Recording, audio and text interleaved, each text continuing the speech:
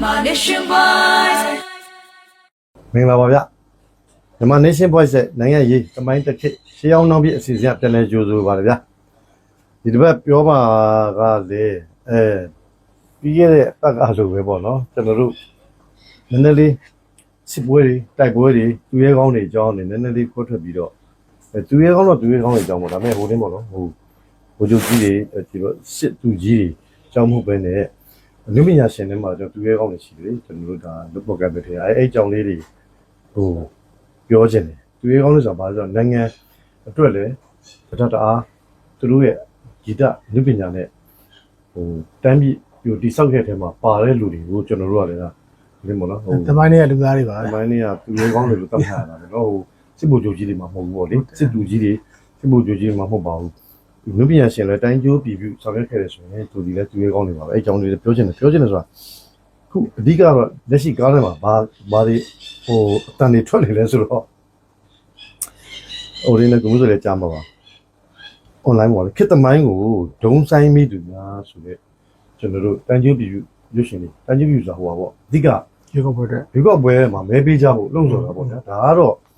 ဟိုမာဆာလာခိကလည်းဟိုဟာရှိခဲ့ဘူးဒီမှတ်မိလားမသိ84အတွက်မဲပေးရွေးကောက်ပွဲလုပ်တဲ့ခါမှာဟိုတိကျချင်းအောက်ကိုလက်ဒီဝိုင်းကောင်းပါပေါ့နော်ဘရာသာရဲ့ဂီတာမူအောက်ကိုလက်ကြီးอ่ะမဲယိုလာဒါဆိုလဲပါအဲ့ဟာတွေတော်တော်ပေါက်လေအဲ့တပုတ်လေအဲ့ကိလည်းအဲ့ခိကလည်းအဲ့တပုတ်တည်းရှိတယ်အဲ့လိုပဲပေါ့ညီမဆိုကြလေလမ်းစဉ်ခင်မှာလည်းမဲပေးကြဖို့အတွက်စီးရုံးလို့လို့လေအဲ့တော့ခုလည်းဒီခေတ်ဆက်မှာခုလည်းတစ်ခါထပ်ပြီးတော့ဟိုဒီမိုစီခင်မှာပြန်သွားဖို့ပေါ့နော်ဟိုတုံဆိုင်သွားတဲ့ချိန်ကနေပဲပြန်ပြီးတော့အရွေးတစ်ခုပြန်ရောက်ဖို့အတွက်ရွေးကောက်ပွဲကြီးကိုမလုပ်ပေးတော့လည်းမလုပ်ပေးလို့ဆိုပြီးသူတို့ကအပြစ်တင်တယ်လေနိုင်ငံတကာမှာဒီထက်ကပြည်ပအိဆိုင်မီဒီယာဒီခုနပြောတယ်ပြဖြက်မီဒီယာတွေရောခုနပြောတယ်ဟိုအကြံဖက်ပွဲစည်းတွေရောမလုပ်တော့လည်းမလုပ်ပေးလို့ဆိုပြီးတော့မလုပ်ပေးပဲကြာသွားတာတက်မလို့အဲ့ဖိနေကြောင်ကြာသွားတာသူတို့အကြံဖက်တဲ့ခြေနေတွေကြောင့်ကြာသွားတာခုလုပ်ပေးမယ်မရရအောင်လုပ်မယ်ရပောင်း90အတွင်းမှာတပုံတွေနှိမ့်နေမယ်တက်ကလည်းပြင်းနေပြီတက်ကလည်းရေးတဲ့စစ်စင်ကြီးလုပ်ပြီးတော့ရပောင်း30မှာငြိမ်သက်သွားအောင်တပုံတွေကိုနေဆက်တွေတွန်းပို့နေပြီပေါ့လေမြင်နေရပါတယ်ကိုကြီးလည်းဆိုတော့မရရအောင်လုပ်မယ်ဆိုရင်လည်းသူတို့ကအမဲကိုကပ်ပြက်ပြောပြန်အဲ့တော့ခုနပြောတယ်ခေတ္တမိုင်းကိုဒုံဆိုင်ပြီးသူများဆိုတဲ့ဒီမင်းသားမင်းသမီးအများကြီးပေါ့နော်နာမည်ကြီးပေါ့မြင်းမြတ်တို့နေတို့ထားမင်းသမီးဆိုတဲ့နာမည်ကြီးကလေးမလေးပါကြတဲ့အခါကို PDF အဖွဲ့တွေကဘာလို့လဲဆိုတော့တတ်မဖြောင်းရောကျန်းဖက်မှာပေါ့မင်းတို့ဒါဟိုဖြစ်တဲ့အတွက်ပြည်သူတရားစီရင်ခံဆိုရင်ဘာအများလုပ်မယ်ဆိုပြီးတော့ချင်းကြောက်တယ်အဲ့နဲ့ချင်းကြောက်တဲ့ဟာမှာဒီ post တွေတို့ရဲ့ပညာချက်ကြီးထုတ်တယ်ပေါ့လေအဲ့အောက်မှာ comment တွေဝင်ရေးကြတဲ့ဟိုရင်းပေါ့နော်ဒရဝါဆိုအနည်းပညာရှင်တွေပါပဲဥမာ director တွေပါတယ်သူတို့3ယောက်လောက်ကလည်း comment မှာဝင်ရေးပြီးတော့ထောက်ခံလိုက်တဲ့အတွက်လောလောဆယ်ပဲရွေးကောက်ပွဲကိုဟန်တာနှောက်ရက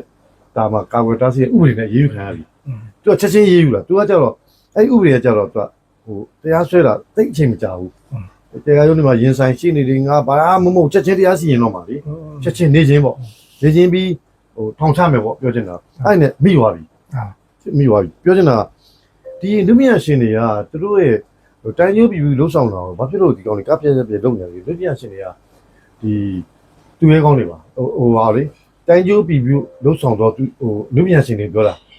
တိုင်းဖြတ်ပြည်ဖြတ်ဆောင်ရွက်တဲ့လူမြင့်ရှင်တွေရတော့ဗျာ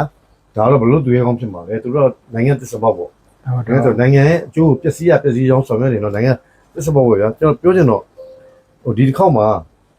ကျွန်တော်နိုင်ငံရေးသမိုင်းတစ်ခေတ်ရှေးအောင်နောက်ပြအစီအစဉ်လေးမှာပြောချင်တာကခုနကပဲစီရေးကောင်းဆောင်တွေအကြောင်းသူရဲကောင်းသမိုင်းနဲ့သူရဲကောင်းဆိုပြီးတော့ဗလိမလို့ဟိုများသောအားဖြင့်ကျွန်တော်စစ်ပွဲတွေအကြောင်းပြောခဲ့တာဟုတ်မျိုးစောကြီးရတယ်မျိုးစောကြီးရတယ်လူပုဂ္ဂိုလ်အကြောင်းတွေရဲ့မျိုးစောကြီးရတယ်ဘာပြီးတော့တက်မလို့အရာရှိအောင်ဖြစ်ခဲ့တဲ့ခါမှာတက်မလို့နဲ့ပတ်သက်ပြီးတော့ပို့ပြီးတော့နှက်ဆက်သိရှိတဲ့အတွက်အဲ့ဒါလေးပြောခဲ့ရရင်တော့ဒီတစ်ခေါက်မှာတော့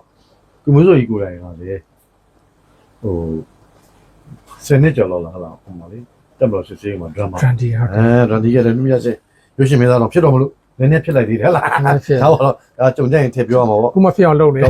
့ရှင်းရှင်းကြောင်အခုကတော့ဖြစ်အောင်အတင်းလုပ်တာဖြစ်အောင်တင်းလုပ်နေတော့လူပညာနယ်ပယ်မှာလည်းတက်မလို့သားအရာရှိဆိုပေမဲ့လူပညာဒရမာတယောက်ဖြစ်တယ်ခုလည်းရွှေသားစင်မှာလက်ရှိဒရမာတီးနေတယ်နောက်ပြီးတော့ဟိုကိုရီးယားလက်ရှိမှာဒီမီဒီယာမှာအဒီတာချုပ်လုပ်နေဆိုပေမဲ့ဒါတော့ ခြေတိုင်းပြည်လိုအပ်ချက်ရမီဒီယာမှာဝင်လှုပ်ရှားတာပါကိုရဲ့ main ကတော့ main ဟိုကတော့ string ကတော့ဟိုပါပဲလူပညာမှာဂီတပါပဲရွှေတန်းတီးပွဲမှာပဲအဲ့တော့လူပညာရှင်နှစ်ယောက်အနေနဲ့နိုင်ငံသမားအနေနဲ့မဟုတ်ဘူးဟိုစစ်ဖက်နဲ့ဆိုင်ရာအရာရှိတယောက်အနေနဲ့မဟုတ်ဘဲနဲ့မြို့ပညာဓမ္မချင်းချင်းပြောဆိုဆွေးနွေးတဲ့ကဏ္ဍတွေတခုဒီနေရာနေပြီးတော့မြန်မာ nation voice ပြည်သက်တွေကိုပြောချင်တယ်အဲ့ဒါဘာလဲဆိုတော့လူပညာအကြောင်းပေါ့နော်ကိုယ့်ရဲ့လုပ်ဖက်တဲ့အကြောင်းတန်ကြိုးပြပြဆောင်ရွက်ခဲ့တဲ့တိုင်းပြည်အတွက်မမမရက်တည်ပြီးတော့တိုင်းပြည်ဘက်ကနေခုနပြောတဲ့ဟိုဒီမြန်ပြောခဲ့သလိုနော်နိုင်ငံတော်သာသနာတော်တက်မလို့ဆိုရဲတော်တုံးတော်ဘက်ကနေရက်တည်ပြီးတော့ဆောင်ရွက်သွားတဲ့လူပညာရှင်တဦးကြောင့်ဟိုပြောချင်တာပေါ့နော်အဲ့ကြောင့်ပြောတယ်ဒါတော့ပြီးရင်လာမှာပေါ့လောလောဆယ်မှာတော့မကြိုင်ကာလာရဲ့မှာမှစင်မြင့်ထမှာလူပညာသူဝါသနာပါတဲ့လူကြီးရက်နဲ့လူပညာတွေလှုပ်ရှားတဲ့ကွယ်လွန်သွားတဲ့လူငယ်ဟိုလူဒီများတော့ဆိုရှင်လို့ vocalist နဲ့သူများတည်များတယ်အဒီနိုလေးကြောင့်ပြောချင်တယ်အဲ့ဒါနဲ့စလိုက် ။ဟင်းလေးနေရေကိုယ်ကရောက်သွားတာ။အမေရောတော့မသိရတော့လှုပ်ရှင်ပြောမယ်မှာ။ကျောင်းကပြောစိတ်မတော်ရင်မတော်ပဲကျွန်တော်ဘူးကောင်းတယ်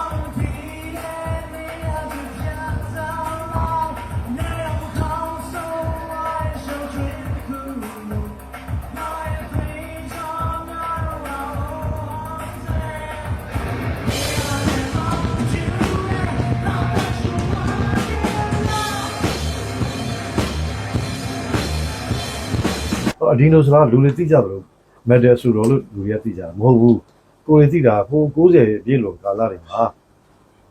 အဒီနိုရဲ့ဦးလေးကစတူဒီယိုပိုင်ရှင်ပေါ့နော်စတူဒီယိုဟိုပါပေါ့ဒီအမ်ဘတ်အင်ဂျင်နီယာစတူဒီယိုပိုင်ရှင်ဖြစ်တဲ့ Nora Studio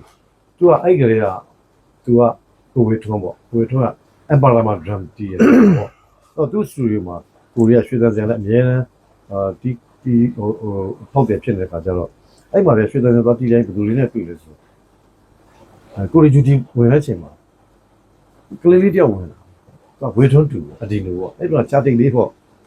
transit basement တွေမှာတော့မမိဘူးကုန်သွားတယ်ဒီလိုမတည့်ရပြီလေ တင်းတော့ဘာလို့မလဲအဲ့တော့6ကမမိဘူးဟိုကျောင်းရဝင်လာပြီးတော့ကြည့်ဘာလို့ဒီလဲဆိုတော့တူဦးလေးကကိုရီးယားဂျူတီမစခင်မှာဆိုမနေ့ပိုင်းမှာအများအားတူဦးလေးဝေထွန်းက drum ကျက် exercise လုပ်တယ်သူကနိုင်ငံကျော် drama ကြီး emperor drama ကြီးဖြစ်ပေမဲ့နေ့တိုင်းကျက်ဒါလည်းအတူတူစရာကောင်းတာပေါ့လူညာရှင်ချင်းချင်းအဲ့ကျတော့သူကအဲ့ဒါလေးကိုအဲ့ကလေးလေးကအဒီတော့အဲ့ချာတိတ်ဘောကိုကိုရီစိတ်တယ်တော့69နှစ်လောက်ပဲရှေ့ခွင့်တင်တယ်ဒါတူဦးလေးသူ့ရဲ့အမေကဟိုလေးဒီ everglade တယ်အဲ့ရဲ့ harmony ပွဲဟာတော့ match ပေါ့နော်ဒါလူကြီးများပါတယ်အဲ့တော့ဒီကလေးလေးကတူဦးလေးပြီးသွားတော့ဒါလေးချောမိကြည့်နေတူဦးလေးကမသိသေးဘူးဝေထွန်းကဘာကြောင့်မသိသေးဆိုတော့သူ့ညီမရဲ့ဒါတူကဒီအနုပညာနဲ့ပဲရောက်ပြီးတော့ဒီကျောင်းစာတွေသင်ခန်းသွားမှာဆိုလို့သင်ခန်းသွားမှာဆိုတော့လုံးဝသိပြီဟိုဘာကောင်းလဲစာပဲလို့ပေါ့ကျောင်းစာပဲလို့ပေါ့ပညာစာကြီးအရင်တော့ဆိုတော့စိတ်ကူးနဲ့တော့မသင်ပေးလို့ပေါ့ဒါပေမဲ့ခုကလေးကလည်းပါမီရှင်လေးလားမသိဘူးကိုပြီးကြည့်ပြီးတော့ဟိုဂျူဒီယာပြည်တော်နဲ့စားရမယ်ဆိုဝေထွန်းကြီးအပေါ်တက်သွားပြီဆိုတော့အဲ့လိုမှဝင်ပြီးတော့ခုနကသူခိုးပြီးတော့ကြည့်ထားတဲ့ဟိုဘာလို့ဝေထွန်းတီးတဲ့ဟာအဲ့မှာတော့ပြန်ကျင့်ကိုရီးယားဂျူဒီမစခင်လေးပေါ့ကိုရီးယားတန်မတွင်းကလေးမှာအင်ဂျင်နီယာလည်းလုပ်ကြလို့ဂီတာလေးဆင်ကျိုးတွေတက်ကြိုးတွေတက်ဘာညာမို့ဒီပြင်ဆင်နေတဲ့အချိန်လေးရဘယ်တော့ကြာလဲဆိုတော့များသောအားဖြင့်15မိနစ်ကြာလေးနိုင်ဘယ်တော့ကြာတာပေါ့အဲ့ချိန်တော့သူမရအောင်ကျင့်တာသူဝေထုံးတီးသွားတာအဲ့ဒါကိုရီတနေ့မုံနှစ်နေ့မုံအများအားပဲပေါ့ကိုရီဂျူတီဒီတိုင်းမှာဒီကောင်လေးကဒီကလေးလေးကကျင့်ရှာတာနောက်ပြီးတော့တူဦးလေး stage show ရရှိ Emperor stage show ရရှိနေ stage show မှာတော့ပြီးတော့တူဦးလေးဘေးမှာထိုင်ပြီးတော့ကြည့်အများအားပွဲလိုက်ထိုင်ကြည့်ပြီးတော့ပြန်ပြီးမှာပေါ့လေတူကြီးပေါ့တော့တူလည်းမသိပေးဘူးဘာကြောင့်လဲကျောင်းစာလေးမှာဆိုအဲ့ကလေးလေးကပြောချင်တာကတော့အဲ့လောင်တစ်ခက်မှာနည်းနည်းလေးကြီးလာတဲ့ခါမှာမက်တယ်ဒရာမာဖြစ်သွားတယ်ဗျာပန့်ခေါ်မှာသူတို့ခက်ဟာကိုယ်လည်းတိတ်နာမလဲဘူးသူတို့ခက်တုံးလေးalternative ဒါလည်းဒီဟို double kit တွေပါနဲ့ကျုံတော့ဟာဒီကောင်လေးတော်တော်နေပြီပဲအဲ့ချိန်မှာရေးတယ်လေပြောချင်တာကခုနပြောခုဆိုတော့အဒီလိုနေနဲ့ပြိဿကသိတယ်သူ့ရဲ့ပြိဿသိတယ်အားလုံးကတပီလုံးကလည်းဒီကျင်ညာတဲ့ခါမှာရှင်းဆိုရင်ကိုယ်တော်တယ်ဆိုရင်အဒီနိုက musician စစ်ဖြစ်ပါတယ်အဆိုတော့ vocalist မဟုတ်ပါ musician မှာသူတကယ် important ထူးချွန်တဲ့လူငယ်ထဲမှာ important တော်တဲ့ drama လေးဖြစ်တယ်ဆိုတော့အကြောင်းလေအမှတ်တရပါတော့ဒါအဒီလိုလေးလည်းအမှတ်တရဂုဏ်ပြုတဲ့ဂုဏ်ပြုရင်းဒါလေးကိုတင်ပြတာပါဗျ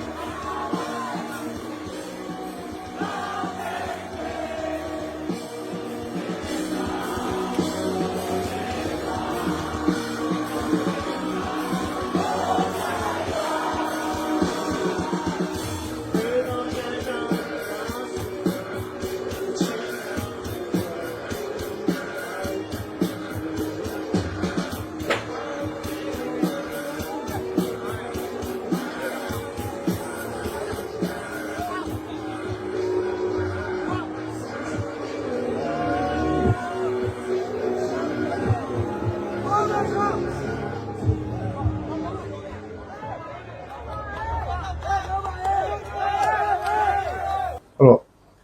ဟိုကျွန်တော်တို့နောက်တစ်ယောက်တကယ် main ဟိုကတော့နော်ဟို musician တယောက်တန်ကျူပြည်နိုင်ငံရေးနဲ့လည်းပတ်သက်တာပေါ့လေတန်ကျူပြည်ပြုတွေဆောင်ရွက်ရင်းနဲ့ခုနနိုင်ငံတော်သာသနာတော်တက်မတော်ဆိုတော့တော်တော်ဘက်မှာပါရက်တည်ပြီးတော့ကိုယ်နဲ့ရမချင်းနဲ့တူတဲ့တကယ်ချင်းဒီနာမိတ်ဆွေရွှေတန်စင်မှာလည်းအများနဲ့ကူညီပြီးတိခတ်ပေးခဲ့တဲ့ဒီဘုပညာရှင်အောင်လေးကြောင့်လည်းနည်းနည်းပြည်သက်တွေကိုတင်ပြပါအောင်ဗျာ ကိုအောင်လေးအကြောင်းပြောရင်ပေါ့နော်အခုခုနပြောရကျွန်တော်ဒီသမိုင်းတစ်ခေတ်ရှေးအောင်နောက်ပြအစီအစဉ်ပထမဆုံးစပြောတဲ့ဟာကကျွန်တော်ဂီတနဲ့စကြတာမမီသေးလားမသိဘူးလွန်ခဲ့တဲ့ဒီဘက်လောက်ရှိမှာနော်ကြာပြီတော့ကျွန်တော်စပြောတာဂီတနဲ့စခဲ့တာဂီတနဲ့ကျွန်တော်တက်မလို့စေရီမှာစပြီးတော့ drum ရဲ့အခြေအနေပြီးဘီလိုကြီးခင်ညော့နဲ့တွေ့တဲ့အခြေအနေပေါ့နော်အဲ့ဒီကျွန်တော်ဂီတနဲ့စပြောခဲ့ကြတာဟုတ်အဲ့တော့ဒါအခု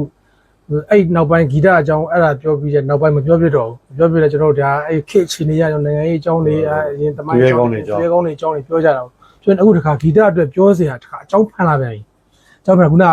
ဟိုပြောတဲ့ဟိုဒုံဆိုင်ကြမိသူများလည်းတပိုင်းနောက်တစ်ခါခုနဟိုအဒီနိုလေးဖြစ်တဲ့ပြဿနာလည်းတပိုင်းအဲ့ဒါအပြင်ကိုဒါကျွန်တော်တို့ရဲ့ရင်မရှင်းတူတဲ့ကျွန်တော်တို့နဲ့ဒါရင်မရှင်းတူတဲ့အမျိုးဘာသာသာသနာအတွက်အမြဲတမ်းမျိုးဘာသာသာသနာဘက်ကရက်တည်ခဲ့တဲ့ musician player အောင်လေးနော်အောင်လေး KB ပေါ့ဒါ keyboard တီးတယ် keyboard တာပြောတာက तू ကဘယ်ပေါင်းစုံကျွမ်းကျင်တယ် guitar လည်းရတယ် bass လည်းတီးတာပဲဒါပေမဲ့ तू ဇောင်းရမ်းစတာ तू ဇက်နဲ့ပေါ့ sorry drum နဲ့စတာ drum လည်းတီးတယ် drum တီးတယ်ဒါဘာဖြစ်လို့ကျွန်တော်က तू နဲ့တီးတယ်ဆိုတော့ကျွန်တော်က तू နဲ့ဟို3-4လလောက်3လကျော်4လနေပါတော့ तू တိုင်နဲ့တူနေခဲ့ရတာကျွန်တော် तू နဲ့တိုင်နေခဲ့ရတာနော်အဲ့တော့ပထမဆုံးစပြောတယ်နော်ဒီဒါကိုအောင်လေးကိုဒါဂုံပြူတဲ့အစီအစဉ်မဟုတ်ကွာဒါကိုအောင်လေးအကြောင်းလေးပေါ့နော်ကျွန်တော်ထပ်ပြီးလည်းပြောချင်တယ်ကိုအောင်လေးကိုကျွန်တော်ကငယ်ပေါင်းမဟုတ်ဘူးကိုအောင်လေးနဲ့ကျွန်တော်လည်းမသိဘူးကျွန်တော်နဲ့သိတဲ့အချိန်မှာကိုအောင်လေးကကြီးဖို့အောင်လေးဆိုဖြစ်နေပြီအဲ့ဒါဘလို့သိတယ်လဲဆိုတော့အဲ့ချိန်တော့အဲ့ခက်အဲ့တုန်းကအခြေအနေကဘယ်လိုပြောမလဲအနုပညာသားထဲမှာအနုပညာရှင်တွေထဲမှာဘက်တွေကွဲကြရလေသူကဟိုဘက်ငါဒီဘက်အဲ့တော့ဘက်မတူလို့ရှင်အဲ့ဘက်မတူကရန်သူဖြစ်ကြရန်သူလိုပဲသဘောထားကြတယ်တတ်မယ်ဖြတ်မယ်ဒါပြီးဟိုချွန်တယ်ဟိုဒီချွန်တယ်ဆိုတော့အောင်လေးကအဲ့ဒီသူအင်းစိတ်မှနေတာအဲ့မှနေတလန့်နေပြီးတော့ तू ကအဲ့လို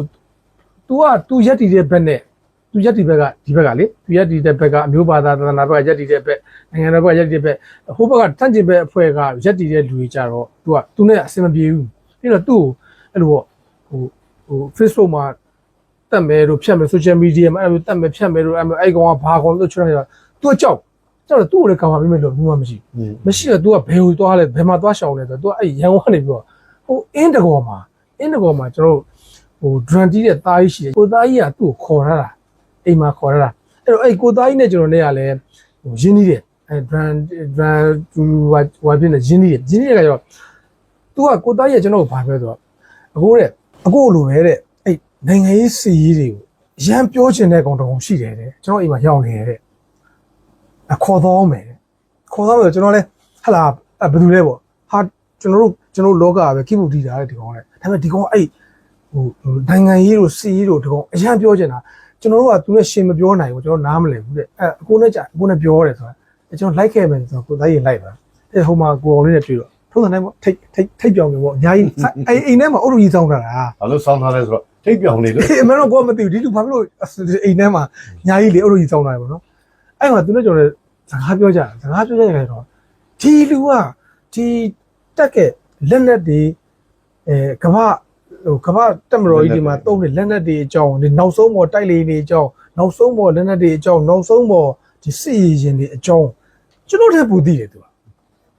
တချို့သူပြောတဲ့ဟာကျွန်တော်မသိဘူးကျွန်တော်နားမလဲဘူးကျွန်တော်မသိအဲ့တော့ကျွန်တော် in service အဲ့ဒါကျွန်တော်မသိဘူး तू ကကျွန်တော်တက်ပို့ပြီးတော့သိတယ် လေးလာနေပေါ့ လေးလာတာ तू အဲ့ရအောင် तू အရန်စိတ်ပါတာအရန်ဝါနာပါအဲ့တော့ तू အဲ့တော့လေးလာကျွန်တော်အဲ့ရှိမှာ तू နဲ့ကျွန်တော်နေကရင်းနှီးသွားတာပေါ့နော်ရင်းနှီးသွားတာတူပြောတယ်ရင်းနှီးသွားပြီးတော့နောက်တစ်ခါဗမာသွားတွေ့လဲဆိုတော့တစ်ခါဗမာဟိုဟာဒီအဲ့လိုကကျွန်တော်ဟိုကနေပြီးတော့အနေသားယူပြီးတော့ဒီဘက်ကိုပြန်ကြောင်းလာတဲ့ခါကျတော့ဟိုကျွန်တော်နေတဲ့ဘက်မှာကျတော့နည်းနည်းလေးဟိုနေမြေချီနဲ့မကောင်းဘူးခေါင်းတဲ့ခါကျတော့ तू ကကျွန်တော်ကိုစိုးရိမ်နေခါကျတော့ तू တို့ဒီတက်ရှိဒီအင်းတိုင်းမှာနေတဲ့ဖွဲ့ပဲ तू ကအဲ့ချိန်မှာအင်းတကောနဲ့အင်းတိုင်းရောက်နေပြီအင်းတိုင်းမှာ तू ကအိမ်ငှားပြီးနေတယ် तू ငှားနေတဲ့အရာသူ့ရဲ့အပေါင်းအသင်းတွေပေါ့အဲ့မှာအင်းတိုင်းမှာရှိတဲ့ဟိုပြောပါမယ်ကျွန်တော်ဒါကတော့ဂုံယူစရာတွေပေါ့သူတို့မိုးကြီးတို့ဘာတို့ဟာကိုသားကြီးတို့ဘာတို့ကသူတို့အဲ့မှာငှားပေးထားတယ်ငှားပြီးတော့အိမ်ကအကြီးပဲတစ်ထပ်အိမ်တိုက်အိမ် ဟိုပေါ့လုံညိုရင်းလည်းကောင်းတာဗလားတက်အင်းနဲ့ဆိုတက်နေ အင်းနဲ့တက်နေပေါ့တက်နေအဲ့မှာနေတော့ तू ကကျွန်တော်ကိုသူနဲ့လာနေခိုင်းတာကျွန်တော်လည်းကဲအဖော်ရတယ်ကိုအောင်လေးတယောက်တည်းပဲကျွန်တော်လာနေမယ်ဆိုပြီးတော့သူ့အိမ်မှာသွားနေတဲ့ခါကျတော့သူနဲ့ကျွန်တော်เนี่ยအဲ့မှာ3လကျော်4လနေပါလောက်ကလက်ဘုံတီးတူနေလဲရပြီးတော့သူ့အကြောင်းတွေသိတယ်နော်အဲ့မှာနေနေကျွန်တော်ကဘာလုပ်လဲဆိုတော့ဟို T1 ကလည်းကျွန်တော်အဲ့မှာဟိုမန်နေဂျာလုပ်လိုက်သေးတယ်မန်နေဂျာလုပ်ပြီးတော့သူတို့နဲ့ပေါင်းပြီးတော့ပေါင်းပြီးကျွန်တော် T1 လက်ခံပါညာပါအဲ့မှာသူ့ရဲ့ဟိုဘာလေးတွေ့ကြလဲဆိုတော့ဟိုသူကအမှုပညာသမားတွေကိုသူကဈေးစစ်တာမကြိုက်ဘူးဈေးစစ်တာမကြိုက်တော့ဘာလို့သွားတွေ့လဲဆိုတော့အဲ့မှာပွဲတစ်ပတ်လို့အချိန်မှာသူ့တစ်ဖက်ဆိုတော့အခုနာမည်ကြီးဆိုတော့ကွာကျွန်တော်နာမည်တော့မပြောတော့နာမည်ကြီးဆိုတော့သူ့ရဲ့တစ်ဖက်အရင်ခေါ်လက်ရှိနာမည်ကြီးအဲ့သူ့တစ်ဖက်အခုသူစုံငံဒီလေးတောင်မှပဲသွားပြီးတော့ကြောက်လိုက်သေးတယ်အဲ့ကြောက်လိုက်တယ်အဲ့သူ့ရဲ့အဲ့ကောင်မလေးကိုငှားဖို့အတွက်ပြောတဲ့ခါမှာအဲ့ကောင်မလေးကပွဲတစ်ပွဲကိုအဲ့ခေတ်တုန်းက15သိန်းတောင်းအဲ့တုန်းကတော်တော်ဈေးကြီးတာပေါ့ကွာ15သိန်းဆိုတော့သူလည်းသူတန်းနဲ့သူပေါ့နော် နာမည်ကြီးနေတာ တန်းမယ်အဲ့တော့ဒီဘက်ကလွတ်ပွဲလုံးမဲ့လူကပတ်စံမတက်နိုင်စက်နိုင်တော့သူ့ခမရတပည့်ပဲခမရနည်းနည်းပါးပြောပြပါလားဘလောက်နဲ့ပေါ့နော်ဘလောက်နဲ့ပေါ့ခမရပြောပြပါလားဆိုတော့သူကဟာမဟုတ်ဘူးကျွန်တော်တပည့်ဒါပေမဲ့သူ့ရဲ့အမှုပညာကြီးကျွန်တော်ဈေးမစစ်ဘူးခင်ဗျားတို့ငှားနိုင်ငှားမငှားနိုင်လို့ရှိရင်တခြားလူငှားပါဆိုရင်အများကြီးရှိပါတယ်ငှားနိုင်ငှားမငှားနိုင်မငှားနဲ့ဒါပေမဲ့ကျွန်တော်တို့ဈေးမစစ်ခိုင်းကျွန်တော်ဈေးမစစ်ဘူးဒါအမှုပညာသမားကိုတန်ဖိုးထားတာအမှုပညာချင်းဖြစ်တော့တန်ဖိုးထားတာနောက်ကျွန်တော်အဲ့အချိန်မှာမန်နေဂျာလုပ်တာမန်နေဂျာလုပ်တဲ့အချိန်မှာတချို့ကိစ္စတွေမှာကျွန်တော်လေးတူလေးဟိုဈေးဆိုဟိုဘက်ကလည်းတက်နိုင်မယ်ဈေးဒီဘက်ကကိုယ့်ဘက်ကလည်းတိနိုင်မယ်ဈေးအဲ့လိုဈေးမျိုးဟိုချဖို့အတွက်ကျွန်တော်ပြောတယ် just လုပ်ဖို့အတွက်ကျွန်တော်စနီးခိုင်းတယ်ဒါပေမဲ့ तू ကျွန်တော်ကိုဘာပြောဆိုတော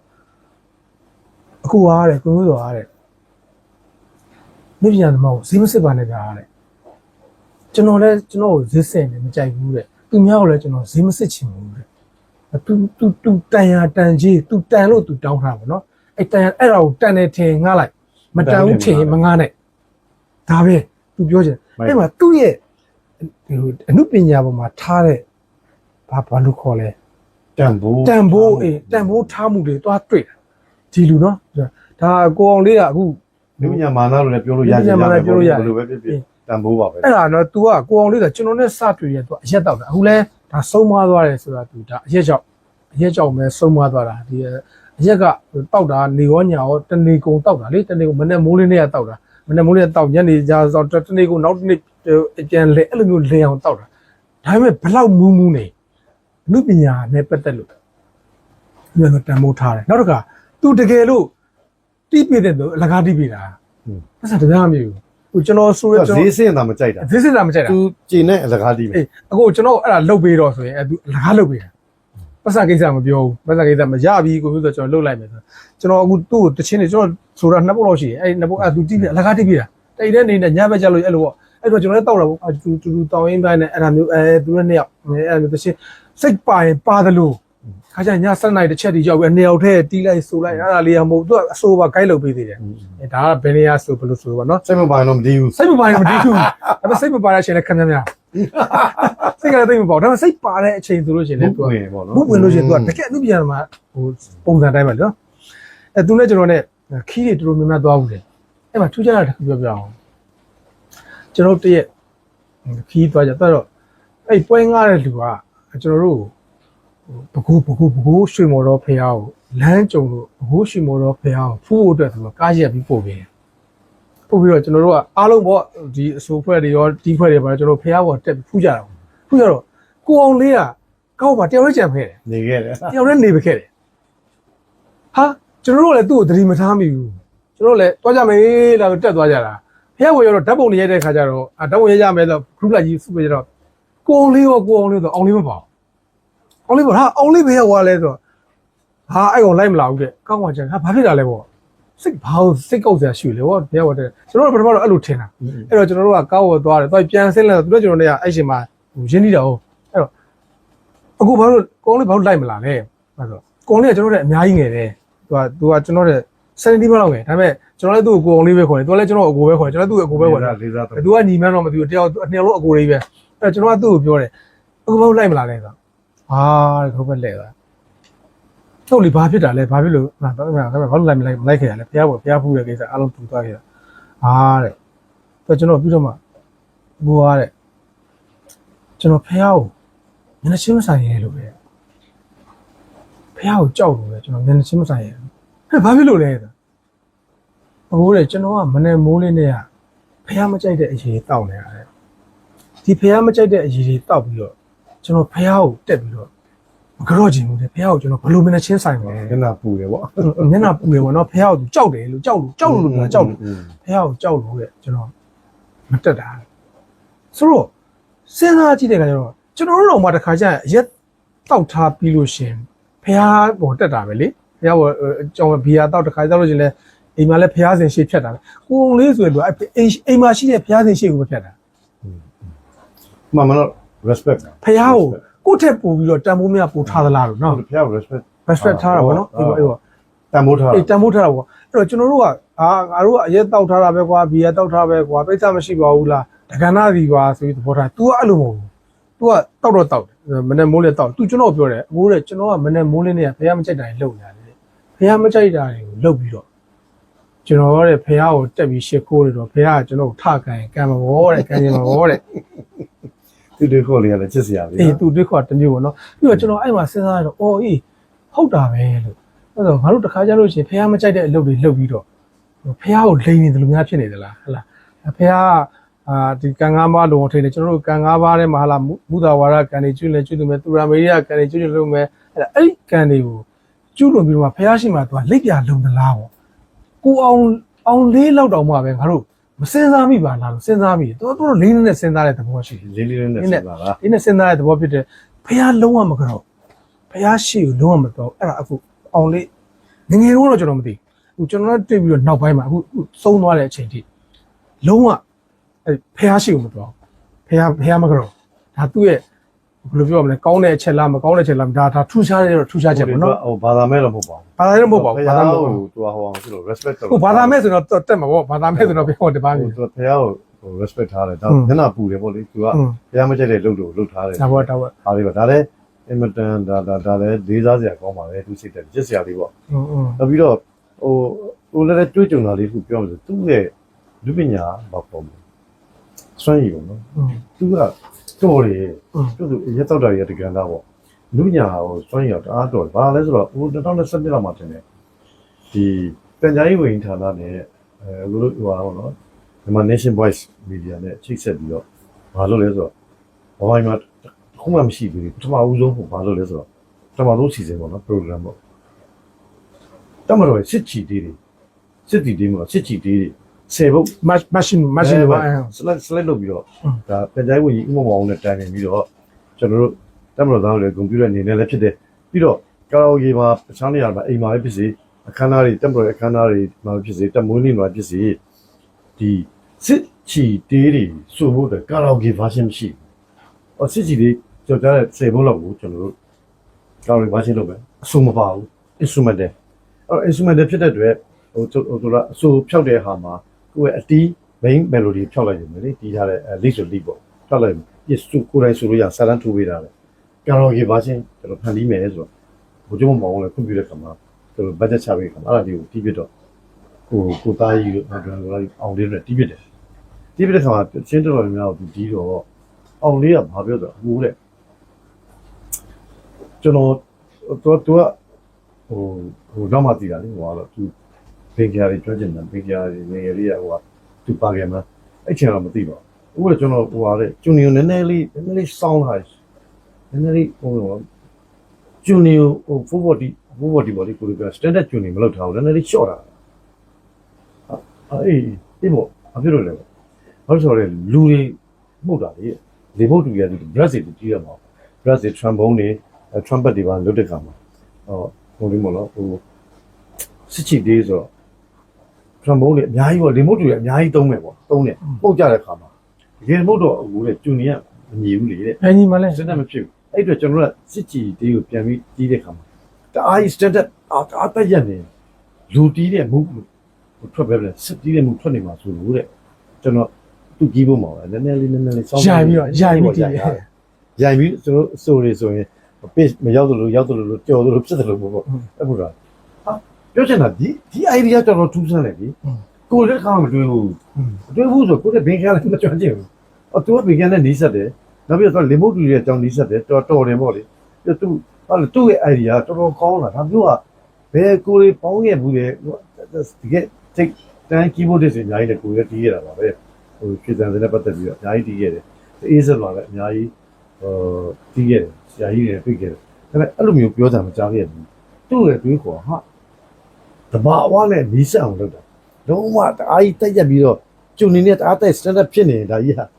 စက်မှုကြီးထွက်နေလူမှုကနည်းနည်းလေးလွယ်လေမုတ်တာဝေးတယ်လွယ်တယ်ပေါ့အေးဒါလည်းဟုတ်တယ်မှန်တယ်လေအဲ့တော့ကျွန်တော်နည်းနည်းလွယ်ပြီးတီးမယ်တော့အတီးပေါ့ပြီးတဲ့ခါကျတော့ဘာပေါ်လဲလူမှုထွက်တယ်ပေါ့ဒီလူမှုတွေပြောချင်တာကတော့အောင်လေးမှာအဲ့လိုမျိုးရှင်းစီရှိတယ် idea ကောင်းတွေရှိတယ် ကျွန်တော်ကအောင်လေးကသူကပြည်သားကျွန်တော်လည်းနေသားသူကဟိုတစ်ခါပြောပြီးခဲ့တဲ့ဘက်ကပြောသလိုပဲကျွန်တော်ကပြည်စားတိဆိုတော့ပြည်စင်တဲ့ဆရာကြီးဆိုတော့ပြည်စားသူကပြည်အထက်ကမှာသူကကျောင်းနေတော့သူကဘင်ခေယာတက်ဖွဲ့မှာသူကဖလူမီချန်နဲ့သူဘင်ခေယာတက်ဖွဲ့မှာနေခဲ့တယ်ကျွန်တော်လည်းဟိုကျွန်တော်လမ်းစဉ်လူငယ်ဘင်ခေယာတက်ဖွဲ့မှာကျွန်တော်လမ်းစဉ်လူငယ်ဘင်ခေယာနဲ့လုပ်ခဲ့တာအဲ့ဒါဘာနဲ့လို့ဆိုတော့သူကဒီယူကရီမှုတ်ကြတယ် trumpet တွေ trombone တွေ flute တွေမှုတ်ကြတယ်ဒီတိုင်းမတက်ရက်နေတာမှုတ်တာမဟုတ်ဘူးလေ120 machine 120တို့နဲ့ဒိန်နဲ့လမ်းလျှောက်ပြီးမှုတ်နေတာလေလမ်းလျှောက်ပြီးမှုတ်နေတော့ဒီလမ်းကလည်းညီညာလမ်းမဟုတ်ဘူးကွာအဲ့တော့ဒီမှာမှုတ်နေတဲ့ဘယ်လိုပြောမလဲဒီဟိုကီးကဘလို့မှဟိုအတက်အတိုင်းသွားကြတယ်နည်းနည်းပါချော်ထက်သွားတာတို့ပို့သွားတာတို့ညော့သွားတော့ရှိတယ်လူမှုသူပြောချင်တဲ့လူတွေနဲ့မှုတ်ရတာလေနဲ့မှုတ်ရတာကိုအဲ့တော့လေပြည့်သွားတာရှိတယ်လေပို့ထွက်သွားတာရှိတယ်အဲ့ဒီလူမှုတ်တဲ့မှုမျိုးရအောင်သူကလုပ်ချင်သူကဘာလို့ဒါသူကိုယ်တိုင်ကိုဒါ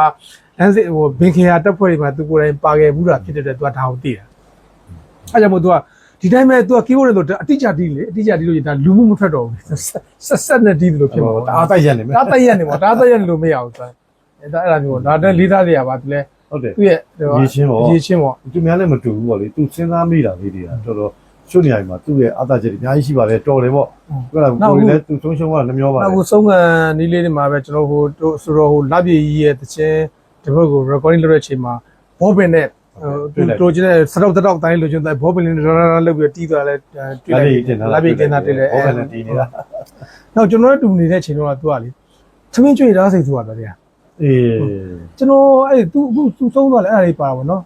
ကျွန်တော်ကမနေ့စောစောထားတယ်ထားပြီးတော့ကျွန်တော်ကလမ်းတွေပါရှောက်ပြန်လာအပြန်ကျရင်ကျွန်တော်ကသူ့တဲ့အဲ့မွေးငါးတုံလေးကျွန်တော်စားဖို့တဲ့မွေးငါးတုံလေးနဲ့ထုတ်ဆွဲပြီးကျွန်တော်ပြန်လာပြီးသူကလည်းရောက်ရတဲ့ကောလေးထားတော့အရှင်ထားနေပြီထားနေတော့ဘာလို့ရှေ့မှာခွက်နေဟိုဟာဖြစ်နေအခုမွေးငါးစားလိုက်ဟုတ်လားပကံနဲ့ထက်တယ်မွေးငါးပကံချပြီးချပြီးတော့ကျွန်တော်နဲ့သူနှစ်ယောက်တူထိုင်စားတာပဲကျွန်တော်ကဒီမှာထမင်းချမ်းတွေပါနေမွေးငါးနဲ့ထမင်းနဲ့နယ်နဲ့ပြီးတော့စားတောင်းနေတဲ့အချိန်မှာသူအဲ့မွေးငါးတုတ်ကနန်းစိတ်ကနန်းနဲ့ရလေးတစ်ခွက်တော့မွေးငါးလေးမြည်လိုက်မွေးငါးလေးစားလိုက်မဟုတ်အခုထမင်းစားလိုက်ဟုတ်ဒါလေးစားလိုက်ဟုတ်ဒါလေးစား3 လလောက်ပြောတယ်သူမကြိုက်ဘူးမဟုတ်အခုစားပါပါတဲ့မဖြစ်နဲ့မစားပါပါတဲ့ နည်းခတ်တဲ့နိုင်ပြောတယ်အဲ့တော့ကိုကလည်းအော်သူမကြိုက်ဘူးမပြောတာဒါပေမဲ့အဲ့ဒါတကယ်လည်းမစားဘူး စားဟုတ် အဲ့တိုင်းပဲတနေ့ကုန်အဲ့တိုင်းပဲအဲ့တော့ तू ကတဖြည်းဖြည်းနဲ့အဲ့လိုအစာမစားတာလည်းပါပါဗောနော် ဝိဖြစ်သွားတာပေါ့အားနေ ဒါပေမဲ့ဒါဖြစ်တာအောင်လေးရလေကိုဗစ်မဖြစ်ဘူး ဟုတ်လား ကိုဗစ်မဖြစ်ဘူးဆိုတာလေ तू က तू တိန်ထဲမှာတယောက်တည်းနေပြီးတော့ဟို quarantine ဝင်တော့တိန်ထဲမှာနေတယောက်တည်းနေမဖြစ်တာမဟုတ်ဘူးအဲ့အင်းတိုင်းမှာရှိနေတဲ့အပေါင်းအသင်းတွေ तू နဲ့ပတ်သက်တဲ့အပေါင်းအသင်းတွေအကုန်လုံးဖြစ်တယ်ကျွန်တော်လည်းဖြစ်တယ်အကုန်လုံးဖြစ်တယ် သူစီလည်းဝင်ထွက်နေ ဖြစ်တယ်မဟုတ်ဖြစ်တဲ့လူတွေအကုန်လုံးကလည်းအိမ်မှာမနေကြဘူးသူ့စီမှာလာနေကြတာသူ့အိမ်ကအကြီးလေအဲ့တော့အဲ့ကိုဗစ်ဖြစ်တဲ့ကောင်အကုန်လုံးအပေါ်မှာတက်နေတယ်အဲ့ဒီကောင်တွေ तू ဆန်ရုပ်ပြုတ်ပေးတယ်ကျုပ်ပြုတ်ပေးတယ်ဒါပေမဲ့ तू ကတော့အဲ့ဒါလေးလည်းပဲချတာ အဲ့ဒီကိုဗစ်ကိုနိုင်တာအယ်ကိုဟောလေစပရစ်လေ အဲ့လိုတော့ပြောကြတာ ဒါလည်းဖြစ်နိုင်လား तू ကအဲ့ဒါကိုဂုံယူတာလေသိရမလားတို့တဲ့အားလုံးဖြစ်ကြတယ်အပေါ်မှာခွေခောက်ဖြစ်နေအဲ့လူတွေတော့ तू လာအဲ့လူနဲ့ तू ဟို master တက်တာပေါ့ကွာအဲ့လူတွေနဲ့ तू ရင်းနှီးနေတယ်အဲ့လူတွေစာဝတ်တော့ तू စီစဉ်ပေးတယ်တိုးတော့ तू ကကိုဗစ်လုံးအောင်ဖြစ်ခဲ့တကယ်လို့သာ तू သာဝိဖြစ်နေဆိုရင်ဒါကိုဗစ်ဝင်ရမှာလေ အယ်ကိုဟောပါဆိုလေ အဲ့ကိုကြော်ညာသလိုများဖြစ်နေ တုံးတဲ့ဆေးပေါ့အဲ့ဒါကိုပြောနေတာပါ ကြော်ညာသလိုများဖြစ်နေဘူးလား ကြော်ညာတော့မဟုတ်ဘူးကိုရီးယား brand ကိုမကြော်ညာပါဘူးအကိုဟောတုံးတဲ့တော့ဆေးပေါ့ဒါ နောက်တစ်ခုကအောင်လေးကအရက်ဂီတပုံမှာသစ္စာရှိရတယ်မဟုတ်ဘူးအရက်ပုံမှာသစ္စာရှိတယ်သူကလေလုံးဝအခုတက်နိုင်လို့ blue လေးပဲဂိုးလေးပဲ black လေးပဲကြိုက်တာတိုက်မတော့ဘူး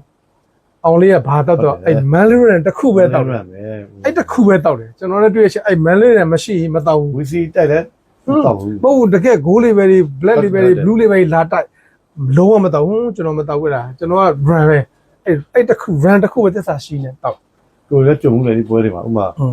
တက်မွေးနေတယ်ဟလာဟိုစစ်ဖက်ရလုံးရင်းဖွဲ့ကြံလေးပြီးစစ်ဖက်ရလုံးရင်းဖွဲ့တက်မွေးနေတွေမှာလည်းသူတီးတယ်ဒါပေမဲ့အဲ့မှာအရက်ကောင်းစားတွေသူ့တိုက်တာပဲသူ့ပလင်းလေးပဲသူထုတ်ပြီးတောက်တာ အောင်လေးနဲ့ကျွန်တော်နဲ့အမတ်တရအခုလည်းပါပါတယ်ဟလာကျွန်တော်တို့ကျွန်တော်ဟိုဟာတကြံတီးတဲ့အချိန်မှာအောင်လေးနဲ့ကျွန်တော်နဲ့ကိုမြင့်စော်ဦးကြီးနဲ့ကျွန်တော်တို့တခန်းနဲ့တူနေကြတာပဲတူနေပြီးတော့တူနေကြတာအဲ့တော့အောင်လေးဈေးအကြောင်းလည်းသိတာပေါ့နော်အောင်လေးကတော်တော်ချစ်ဖို့ကောင်းပါတယ်နောက်ပြီးတော့သူတီးခံတတ်တယ်ပြီးတော့တစ်ဖက်သားကိုခွင့်လွတ်တတ်တယ်အပေါင်းအသင်းကိုလည်းခင်းတယ်အပေါင်းအသင်းကိုမင်းတယ်ဟို तू ကဘာပြောအရက်တော့ရှင်ကလည်းဘေးနားမှာ तू စကားလေးတယောက်ပြောချင်တယ်စကားလေးပြောသူ့မှာလည်းခံစားချက်တွေကများတယ် ဟုတ်တယ်သူ့ သူ မှာ က family case တွေပါတယ် ကိစ္စတွေရှိတာ ပြည်တဲ့ကိစ္စတွေရှိရနော်အဲ့တော့ဘာပြောအောင်လေးကအခုဒါဆုံးမသွားပါပြီဟလာဆုံးမသွားပြီးတော့ဒါကျွန်တော်တို့ရှေ့ပါတယ်မဲ့ပြီးခဲ့တဲ့ဘက်ကပဲဆုံးမသွားပြီးတော့ရက်လက်ပြီးကားသားပဲရှိသေးတယ်အဲ့တော့ဒါဟိုဂီတလောကပါရမီရှင်တူဂီတလောကအတွက်လည်းနစ်နာမှုတစ်ခုနောက်တစ်ခါကျွန်တော်တို့အပေါင်းအသင်းအနေနဲ့ကြည့်မယ်ဆိုရင်အပေါင်းအသင်းတကယ်အပေါင်းအသင်းခင်မင်တတ်တဲ့လူတိခံတဲ့လူခွန်းတတ်တဲ့လူဟလာအဲ့လူတယောက်ဆုံးမသွားတဲ့အတွက်ကျွန်တော်တို့အမတမဝမ်းနေရပါတယ်ဒါအခုအောင်လေးဆိုတော့လည်းအခုနဲ့လည်းအများကြီးလက်တွဲဘူးတယ်ကျွန်တော်နဲ့လည်းဒါအများကြီးတီးပြီးတော့ကျွန်တော်တို့သုံးရုံလည်းတစ်ခါအများကြီးလက်တွဲပြီးတော့အများကြီးလုပ်ခဲ့ဘူးတယ် recording ကအစာပါစားအများကြီးလုပ်ခဲ့ဘူးတယ်အဲ့တော့ဒါကျွန်တော်တို့ရဲ့ဘော်ရာကြီးပေါင်းသင်းတယောက်ဆုံးရှုံးသွားတဲ့အတွက်ဒါအထူးဝမ်းနေရပါတယ်ဆိုတော့ဒါဒီ season ကနေပြီးတော့ကျွန်တော်သူ့အတွက်ဂုဏ်ပြုစီစဉ်တစ်ခုအမှတ်တရစီစဉ်တစ်ခုလုပ်ပါတယ်လုပ်ပါဖြစ်ပါတယ်အဲ့ဒါတော့ဟိုနိုင်ငံရေးသမိုင်းတစ်ခေတ်ရှေးအောင်တော့ပြစီစဉ်မှာနိုင်ငံရေးတွေနဲ့မပတ်သက်ဘူးတခြားတွေမပတ်သက်ဘူးဆိုတော့လေသူဒီနိုင်ငံအရေးအတွက်နိုင်ငံအတွက်တန်ကျိုးပြပြကိစ္စတွေမှာကျွန်တော်နဲ့ရပတ်ချင်းတူတယ်ဆောင်ရွက်ပေးသွားတာဖြစ်တဲ့အတွက်ကျွန်တော်တို့ကလည်းသူ့ကိုဂုဏ်ပြုမတန်းတင်ရင်တဲ့အတွက်ဒီနိုင်ငံရေးသမိုင်းတစ်ခေတ်ရှေးအောင်တော့ပြအစီအစဉ်တွေမှာဒါလေးကိုထည့်ပြောခြင်းဖြစ်ပါတယ်လို့ပြောရင်းနဲ့ကျွန်တော်တို့ရဲ့ဒီအစီအစဉ်လေးခဏနားပြစေဦးဗျာ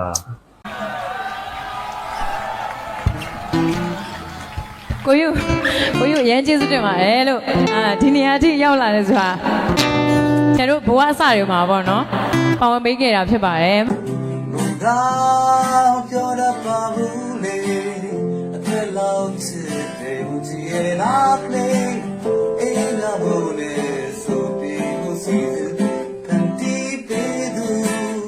花也得这背上的美丽，现在在那个家里，太多啦，人家他妈那里，西美亲你谁嘛？这样嘞，谁做个背？对你来，莫比莫的，啥的钱你也是累，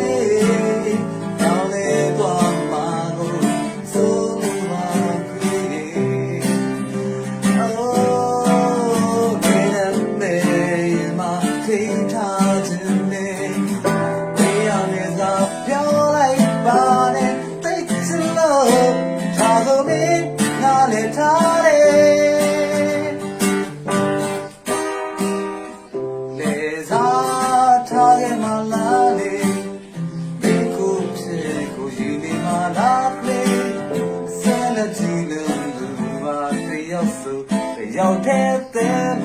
the Lord tip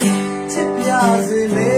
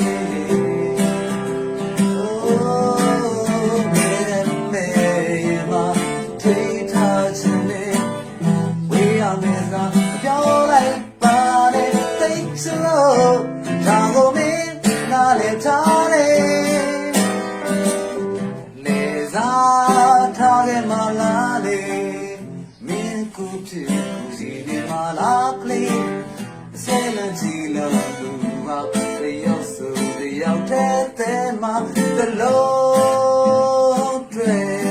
tip yazile the Lord tip yazile the Lord oh tip yazile